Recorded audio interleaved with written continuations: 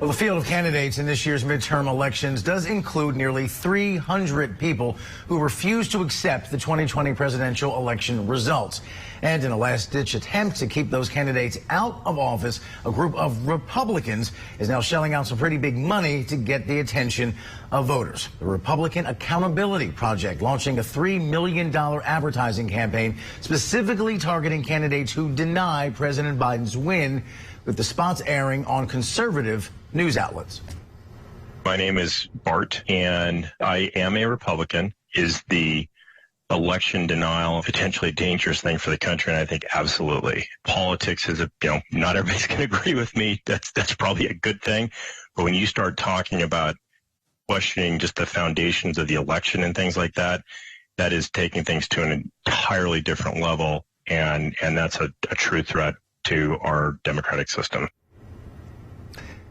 Now, over the next week, those kind of ads will air in Arizona, Pennsylvania, Wisconsin, and Ohio, states that feature several candidates on the ballot who have claimed the results or claimed that the 2020 election was somehow stolen or fraudulent, those claims made without evidence. To discuss that ad strategy and what impact it could have on the midterm elections, we're really lucky to be joined by Bill Kristol, chairman of the board of the Republican Accountability Project. Bill, I have read you and watched you for a number of years during these fascinating, this fascinating era of politics. It's an honor to talk to you this morning. Thanks for being with us. Well, it's good to be with you. Do you realistically have a sense that people's minds can still be changed regardless of what ad comes on the TV as they're in their living room? Isn't everyone already picked a team and it's just a matter of who has the better turnout next Tuesday?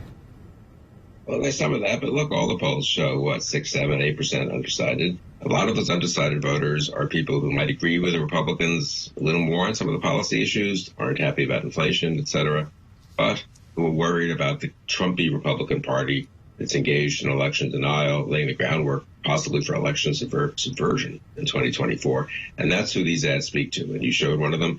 These are Republicans or former Republicans. You know, when voters see an ad from the Democratic Party, okay, Democrats want you to vote for Democrats. That's not a big deal. But if you're a swing voter, if you're someone who's voted Republican in the past, these ads are fellow Republicans or fellow former Republicans speaking to you, and they're citizens of your state. So we think in 2020 these kinds of ads proved to be pretty effective. We hope they are this time, too. And listen, for folks who may not know, you are a bona fide Republican and a bona fide conservative, but also a hardcore never Trumper. And you've been extremely vocal of that over the last few years. I'm wondering if that's a lonely place to be, because there are not many right now who do what you do for one reason or another. Well, there are a bunch of us. It's a happy few, as they say, right? And so I think we're doing the right thing. And again, just to get back to the ads, I think this is one reason why these could make a real difference. This is not, as I say, Democrats. It's people, and they're not even people like me. Many of these people voted for Trump once or twice or stayed more loyal Republicans than I've been able to, frankly, in this Trumpy Republican Party. So this is an attempt to move that key 2, 3, 4% of the electorate and make a difference and not have election deniers in key positions, especially governors and secretary of state's offices in some of these key swing states. This is about democracy. And what these people say in these ads often is something like, look, I don't agree with the Democrats on lots of issues. I've almost never voted Democrat. I guess Liz Cheney, fellow never Trumper, said the other day she wasn't sure she's ever voted for a Democrat. But in a state like Arizona, you've got to vote Democratic for governor and secretary of state if you care about the rule of law, about democracy. So that's the message here. And when you look ahead to next week, and as we just pointed out, hundreds of people who believe the last election was stolen or somehow fraudulent. You have men with guns on the back of trucks in Arizona, a federal judge who didn't have a problem with that. Are you worried at all about what next Tuesday and the aftermath of the midterms may bring and what that all says about the political climate right now? Yes. I'm very worried, and I'm actually worried that more people aren't worried. I think a lot of state authorities are trying to take precautions and do the right thing, but this is where the election denial is so dangerous. It's not like they made a mistake about the past and, okay, they have a foolish view about 2020, but who cares? It's about now. It's about whether they'll accept the results in a week. If Carrie Lake's half a point behind in Arizona, do we think she'll just concede, or if she's ahead on election night and then the vote by mail is counted, and some later votes come in, and she's behind. Is she just going to be graceful like candidates have for really almost all of American history? No, she could well deny the results. She could well tell people they should come march on the election counting area at the convention center and make sure that the votes are counted correctly, i.e. to put her in front. In other words, I think the degree of irresponsibility on the Republican side is now so great, and the voters have now been so worked up on this that I am very worried about intimidation and even violence next week. And I'm worried about people doing in 2022 a version of what Trump did in 2020, and it all lays the groundwork for 2024. That's why this is so important to us. This is not about, as I say, whether this tax rate or that tax rate, this Medicare provision or that Medicare provision.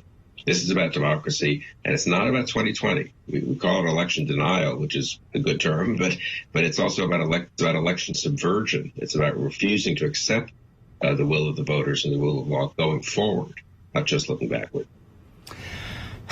You mentioned violence a second ago, and I do want to get your reaction to what happened to Speaker Pelosi's husband. I'm wondering, do you feel that in any way is a turning point for people to turn down the temperature? If January 6th wasn't, I can't imagine this would be either, quite frankly. But I'm wondering how you think we got to this moment where someone was trying to assassinate the Speaker of the House, or at least badly injure her, and you have several Republicans, Governor Youngkin in Virginia, Donald Trump's son, Kari Lake, mocking it publicly. What does that tell you? That's terrible. It's just horrifying. I mean, this really shows how much Trumpiness, I'll use that term for want of a better one, but has permeated the Republican Party. The cruelty is the point, Adam Serwer said, and the mocking of an 82-year-old man having his head bashed in by an intruder with a hammer, and attempted assassination, really, or kidnapping, at least of the Speaker of the House. And no expressions of sympathy, even really, let alone denunciation, let alone calling on your own followers not to do this. That's the key thing that has to happen here, right? You have to say, look, you may have misunderstood some of our rhetoric. We fight, we're against the Democrats, we want to defeat them, but it is not appropriate, not proper, not right. It is wrong to use political violence to pursue this agenda. How many Republicans have said that? A pathetically small number. For a lot of folks, it's an abstract to some extent because it doesn't directly impact them. But what does impact them is when the grocery bill is higher, when the gas prices are higher, all of which is true. Inflation's still at a 40-year high. Do you think all these other melodramas, whether it's Pelosi or the 1-6 committee, does any of that weigh more heavily in voters' minds than the kitchen table pocketbook issues? Because that is the Democratic weak spot right now. People are not happy with the economy. There's some good signs, but there are some troubling signs as well. Isn't that fundamentally, you think, what people will vote on? Or do you think there's a bigger picture that will be on people's minds as they pull the lever? I think different people will vote on different things and weigh different things. And what we're trying to do is get a few people, not a huge number, most have made up their mind, but a few people to say, I'm not happy about, Biden's recovery plan or inflation or whatever. But yeah, in this election, I can't afford to vote for this Republican candidate who's an election denier. Frankly, people want to vote for other Republicans who are much more responsible. If they want to vote for Republicans for local office, but they agree with them on different issues, we're not telling them what to do. But we are saying that we're not telling them what to do, but we are urging them in these races with election deniers on the ballot to overcome their other concerns, frankly, and vote for democracy, which means voting against these candidates. As I said a minute ago, never Trumper is what you have vocally been. When you look ahead to 2024, one, do you think he'll run? He's been flirting with it now for quite some time, clearly has a grip on the Republican Party. And if he doesn't, or he can't, who, if never Trumper, then who?